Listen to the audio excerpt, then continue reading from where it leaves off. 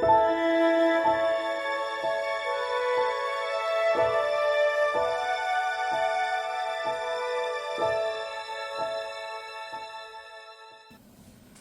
pessoal, tudo bem? Vamos para mais um encontro, então.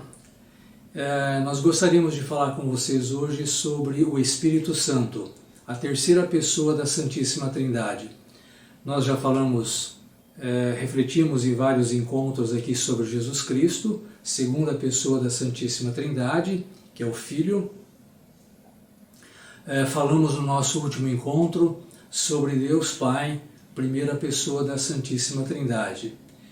E vamos hoje, já que nós vamos falar do Espírito Santo, vamos invocá-lo também nesse encontro de hoje, para que nós possamos transmitir a vocês tudo aquilo que vocês precisam saber sobre o Espírito Santo, sobre a Santíssima Trindade, e para que ele nos ilumine nessa nossa caminhada de vida cristã. Vamos começar em nome do Pai, do Filho e do Espírito Santo. Amém. Vinde, Espírito Santo, enchei os corações dos vossos fiéis e acendei neles o fogo do vosso amor. Enviai o vosso Espírito e tudo será criado e renovareis a face da terra. Ó Deus, que instruístes os corações dos vossos fiéis com a luz do Espírito Santo, fazei que apreciemos retamente todas as coisas segundo o mesmo Espírito e gozemos sempre de sua consolação. Por Cristo e Senhor nosso. Amém. Em nome do Pai, do Filho e do Espírito Santo. Amém. Eu vou iniciar esse nosso encontro com uma música. Gostaria que vocês ouvissem, prestassem atenção na letra dessa música, e a gente retorna já em seguida, tá bom?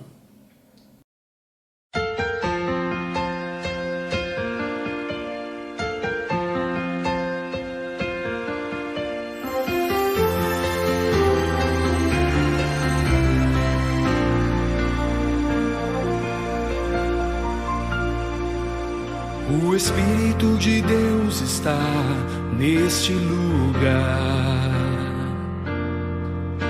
O Espírito de Deus se move neste lugar. Está aqui para consolar, está aqui para libertar, está aqui para guiar. O Espírito de Deus está aqui. O Espírito de Deus está neste lugar. O Espírito de Deus se move neste lugar. Está aqui para consolar, está aqui para libertar, está aqui para guiar. O Espírito de Deus está aqui. Move-te em mim, move-te em mim, toca minha mente e meu coração, enche minha vida do teu amor. Move-te em mim, Deus Espírito, move-te em mim.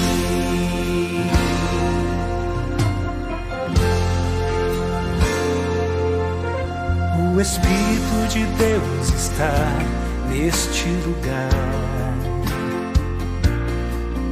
O Espírito de Deus se move neste lugar.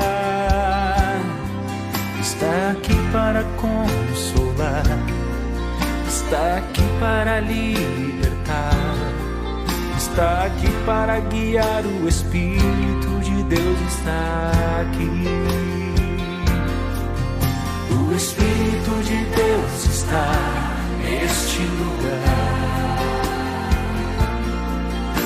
O Espírito de Deus se move neste lugar.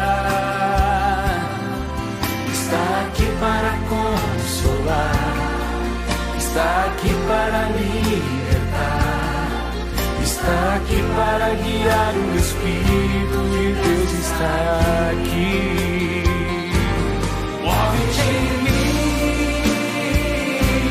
move-te em mim, toca minha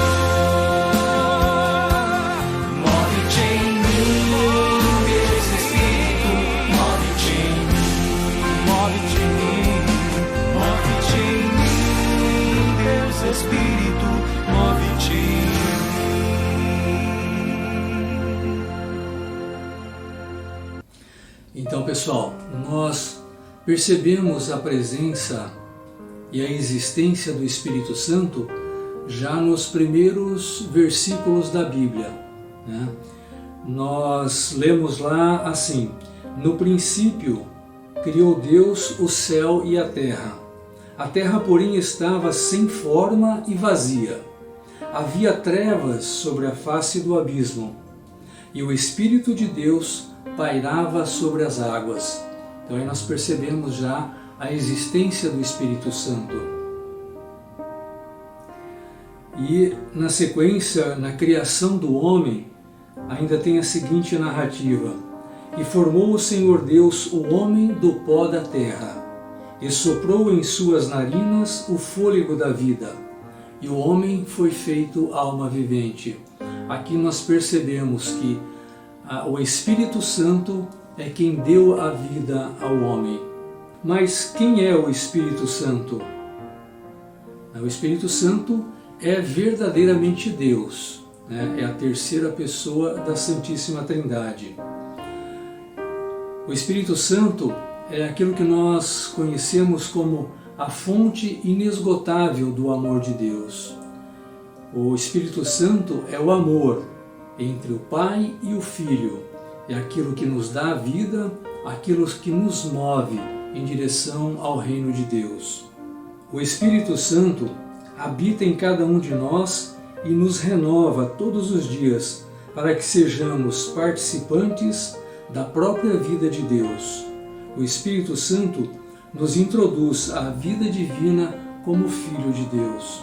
No Espírito Santo reside o amor supremo entre o Pai e o Filho. Foi pelo Espírito Santo que Deus se encarnou no seio da Virgem Maria, trazendo Jesus ao mundo para a nossa salvação. E a gente percebe isso na anunciação da encarnação de Jesus Cristo. Disse-lhe então o anjo: Maria, não temas, porque achaste graça diante de Deus. E eis que em teu ventre conceberás, e darás à luz a um filho, e pôr-lhe-ás o nome de Jesus. Este será grande, e será chamado Filho do Altíssimo, e o Senhor Deus lhe dará o trono de Davi, seu pai. E reinará eternamente na casa de Jacó, e o seu reino não terá fim. E disse Maria ao anjo: Como se fará isto, visto que não conheço homem algum? E o anjo respondeu a Maria: Descerá sobre ti o Espírito Santo, e o poder do Altíssimo te cobrirá com a sua sombra. Por isso também o santo que de ti há de nascer será chamado o Filho de Deus. E nós vemos aqui a presença da Santíssima Trindade sobre Maria, o Pai, o Filho e o Espírito Santo. Então, o Espírito Santo é Deus na segunda pessoa da Santíssima Trindade. E se o Espírito Santo é Deus, ele também é onipotente, onipresente e onisciente, ou seja, é todo-poderoso, tem ciência de tudo e está presente em tudo. Quais são as palavras, que denominam o Espírito Santo na Bíblia? Então, na Bíblia nós encontramos o Espírito Santo como o defensor, o conselheiro, o consolador, o paráclito, ou seja, aquele que é a nossa defesa diante do mal, é o nosso conselheiro para a nossa caminhada, aquele que nos consola nos nossos momentos difíceis. E o paráclito, que é tudo isso, o defensor, o mentor, o auxiliador, o intercessor, o advogado, o consolador, o conselheiro. E o Espírito Santo é aquele que procede do Pai e procede do Filho. Como nós já dissemos, é o amor entre o Pai e o Filho. Aquele que nos dá a vida e nos move em direção a Deus, em direção à Santíssima Trindade. Só que nós temos que lembrar novamente daquela questão do livre-arbítrio. Embora o Espírito Santo presente em nós nos ajuda a nos mover em direção a Deus, é preciso que nós queiramos, né, fazer esse movimento em relação a Deus. Não basta a presença do Espírito Santo em cada um de nós, se nós não o recebermos, não o entendermos, não o aceitarmos. É preciso que nós, dentro do nosso livre-arbítrio, né, queiramos nos deixar ser movidos pelo Espírito Santo.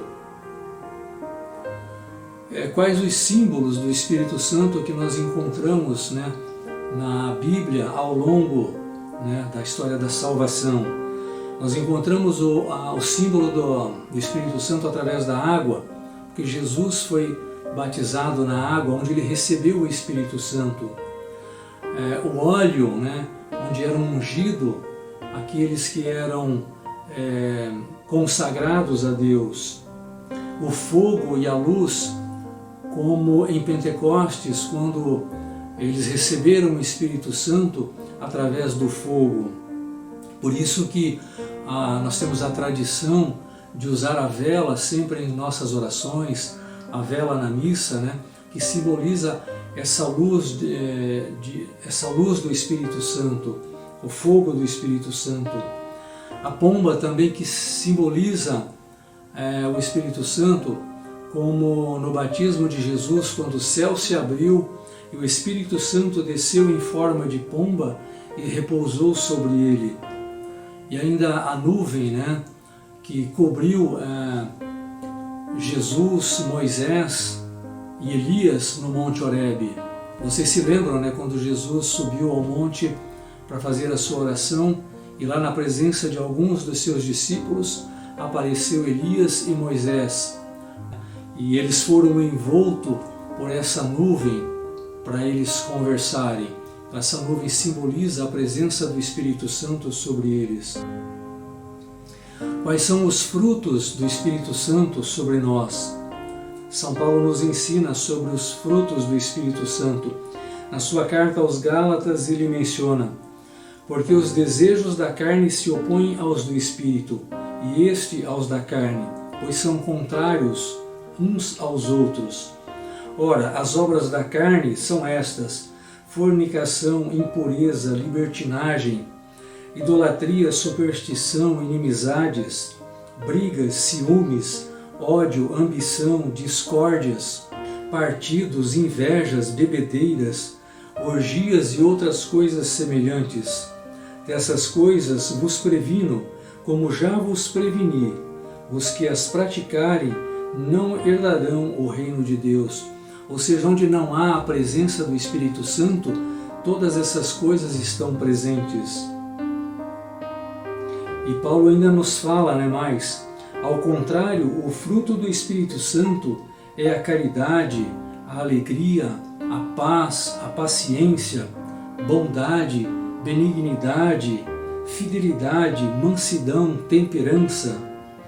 Contra essas coisas não há lei, pois os que são de Jesus Cristo crucificaram a carne com as paixões e as concupiscências. Se vivemos pelo Espírito Santo, andemos também de acordo com o Espírito. Ou seja, as coisas desse mundo, né, todas essas vaidades, realmente elas se opõem às virtudes do Espírito Santo.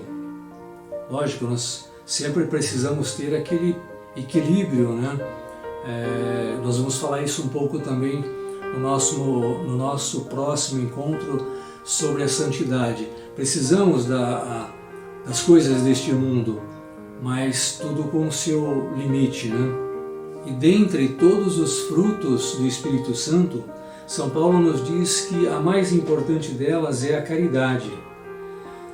Pela caridade, o Espírito Santo nos faz semelhantes a Deus, que é amor. Ele é o amor do Pai para com o Filho e do Filho para com o Pai. Quando uma alma cheia do fruto divino da caridade, o amor a transforma por completo.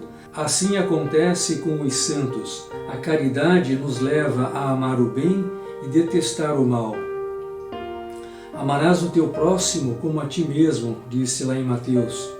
Para Santo Agostinho, o amor ao próximo é como o princípio do amor a Deus. e não há degrau mais seguro para subir ao amor de Deus do que a caridade do homem para com os seus semelhantes. E é somente pela ação do Espírito Santo em nós é que podemos conquistar a santidade, e que desde o batismo vem habitar em nós para fazer-nos templos de Deus vivo. Ou como disse São Pedro, pedras vivas, vós também vos tornais os materiais deste edifício espiritual. O sacerdócio santo, a oferecer vítimas espirituais agradáveis a Deus por Cristo. O Espírito Santo que habita em nós para fazer-nos imagens de Jesus, o homem perfeito, o santo. Ou não sabeis que o vosso corpo é templo do Espírito Santo que habita em vós, o qual vos foi dado por Deus? Ou seja, aí nós temos que tomar todos aqueles cuidados com o nosso corpo, porque nós somos templos do Espírito Santo. E quais são os dons do Espírito Santo, né? A Igreja nos ensina que são 7 esses dons. O dom da sabedoria, o dom da inteligência, da fortaleza, o dom do temor a Deus, o dom do conselho, da piedade e da ciência. Desde o batismo, o Espírito Santo habita em nós com a Santíssima Trindade e nos dá os dons de santificação. Todos esses dons que nós falamos, né? E a Igreja nos ensina que, mediante esses dons, o Espírito nos dirige para a santificação, na medida em que a nossa disposição coopera com essa graça. Nós recebemos a graça e o dom do Espírito Santo, mas nós precisamos cooperar para que essa graça e esses dons se frutifiquem em nós. É a questão do livre-arbítrio, né? Vamos falar um pouquinho sobre esses dons do Espírito Santo, né? Vamos começar pela sabedoria. É pelo dom da sabedoria que o Espírito nos capacita a conhecer a Deus na sua intimidade e também nos leva a conhecer a sua vontade. Faz-nos perceber a mão de Deus em nossa vida, guiando os nossos passos. Por isso que nós sempre devemos pedir em nossas orações a sabedoria, né? Porque é a sabedoria que nos conduz rumo ao reino de Deus. A inteligência, pelo entendimento ou pela inteligência, somos levados a ver as pessoas e o mundo com os olhos de Deus e não com a nossa miopia humana, que mais enxerga os defeitos e os erros do que as qualidades e as belezas das outras pessoas e das criaturas. Por esse dom nós somos levados a querer penetrar os mistérios de Deus e o seu conhecimento. O dom da ciência. O dom da ciência nos leva a compreender e aceitar os planos de Deus, revelados na Sagrada Escritura. Por esse dom da ciência, muitos santos, embora quase analfabetos, tinham a ciência da infusão do Espírito Santo nas coisas de Deus. O dom da ciência. É pelo dom da ciência que somos levados a compreender e a aceitar os planos de Deus, que são revelados na Sagrada Escritura. Por esses dons, muitos santos, embora quase analfabetos, tinham ciência das coisas de Deus.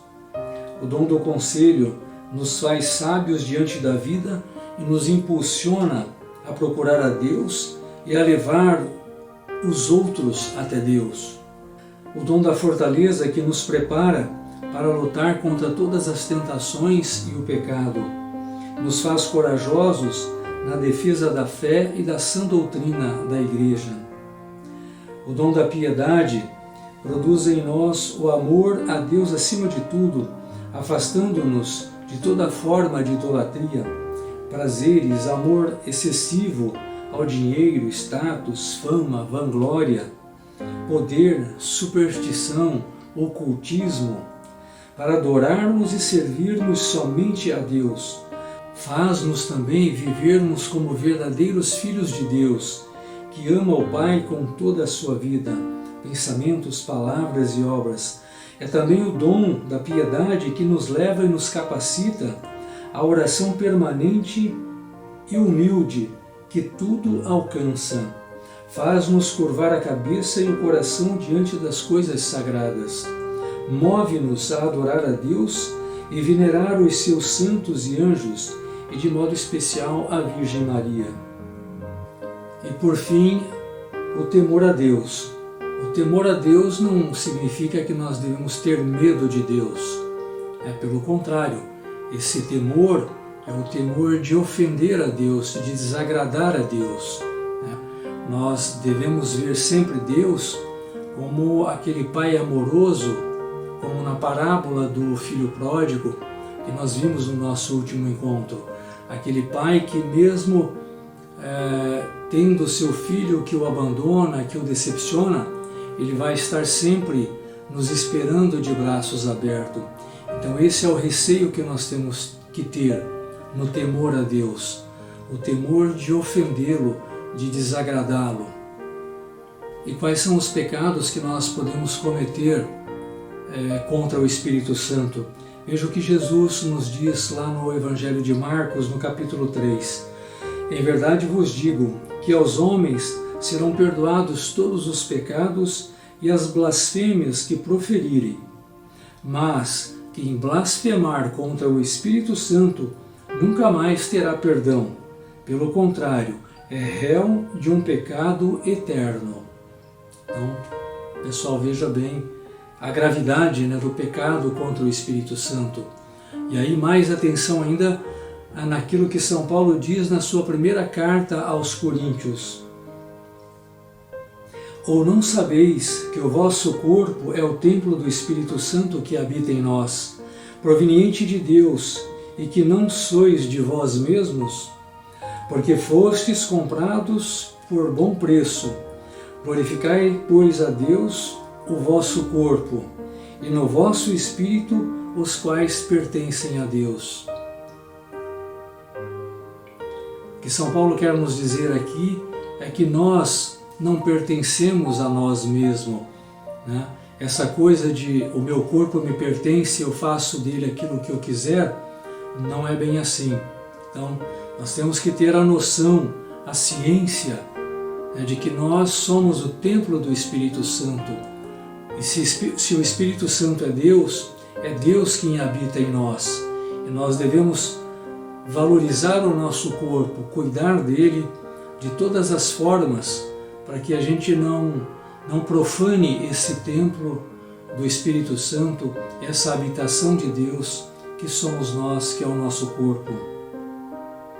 E quais são os sinais que nós podemos perceber nas pessoas que não têm a presença do Espírito Santo, são aqueles pecados capitais. Nós falamos também no nosso último encontro que são a gula, a avareza, a luxúria, a ira, a inveja, a preguiça e a soberba. Vamos ver um pouquinho mais detalhado o que significam esses pecados e fazer um exame de consciência, uma reflexão, para ver se nós não estamos caindo nesta tentação, nas tentações desses pecados. O pecado da gula, que é aquele desejo insaciável por comida e por bebida. Segundo essa visão, a gula também está relacionada ao egoísmo humano, aquela coisa de querer adquirir sempre mais, não se contentando com aquilo que já tem, é uma forma de cobiça. A virtude oposta da gula é a temperança. O pecado da avareza. A avareza é aquele apego excessivo e descontrolado aos bens materiais, ao dinheiro, pois o avarento prefere os bens materiais do que o convívio com as coisas de Deus.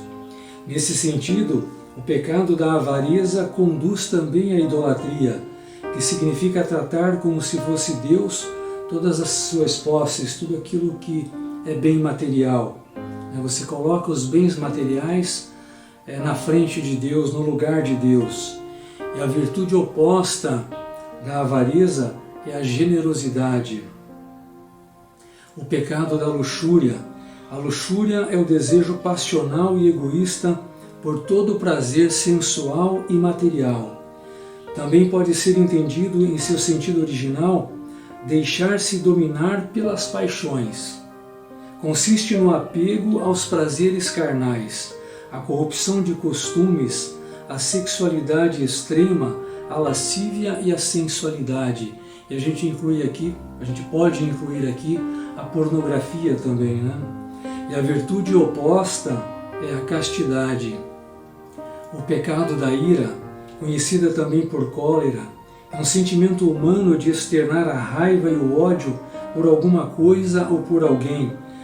É o forte desejo de causar o mal para o outro. É um dos grandes responsáveis pela maior parte dos conflitos humanos no transcorrer de todas as gerações. A virtude oposta da ira é a paciência.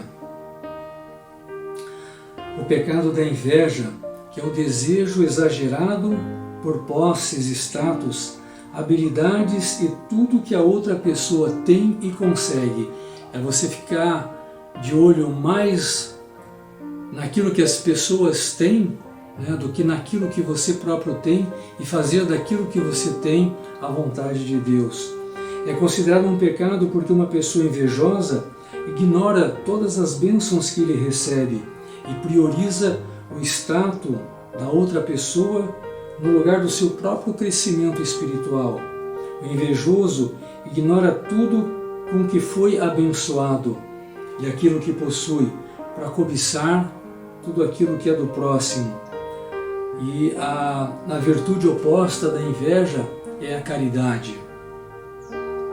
O pecado da preguiça. A pessoa com este pecado capital é caracterizado como alguém que vive em estado de falta de capricho, de esmero, de empenho, vive em negligência, desleixo, morosidade, moleza, que leva a uma inatividade exagerada. E a virtude oposta da preguiça é a diligência. Nós temos que estar sempre ativos, motivados, diligentes, né? E por fim, o pecado da soberba, que está associado à arrogância, à vaidade. A soberba consiste em ser superior a todos. Foi esse pecado que fez com que Lúcifer se sentisse mais alto que o próprio Deus. Nós vamos ter oportunidade de falar aqui sobre também o pecado, né? Como começou o pecado lá no céu ainda com os anjos, né? Lúcifer, que significa luz, Lúcifer, que era um anjo de luz. Então, com esse pecado da soberba, com esse desejo de não obedecer a Deus e de ser maior do que Deus, é que levou ele a pecar e ser expulso, né, junto com os seus anjos do céu.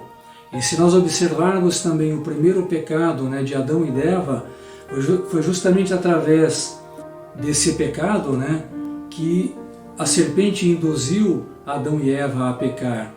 A serpente disse para Eva, Deus os proíbe de comer desse fruto, porque Ele sabe que depois que vocês comerem, vocês serão iguais a Deus, né? E vocês descobrirão toda a verdade. E o homem, iludido por essa vaidade de querer ser igual a Deus, acabou cometendo esse pecado, caindo na tentação da serpente. E a virtude, né, oposta da soberba é a humildade. Então que nós sejamos sempre humildes diante de Deus. Como que é o Espírito Santo, né, ao longo da história da Igreja?